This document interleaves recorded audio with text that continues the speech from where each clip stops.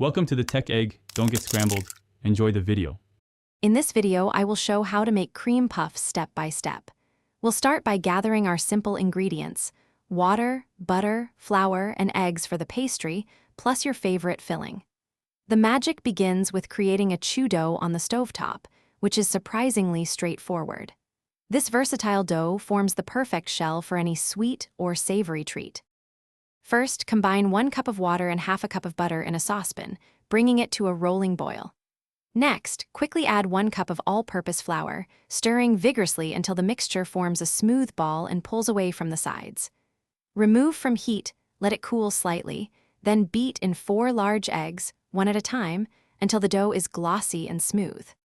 If you're enjoying this video, please hit that like button and subscribe for more delicious recipes. Quick recommendation: these leak-proof containers are fantastic for storing your cream puff ingredients or even the finished pastries if you're prepping ahead. They keep everything fresh and organized. Check the description below for the link and other great deals. Now let's get back to the video. Now, transfer your chew dough to a piping bag.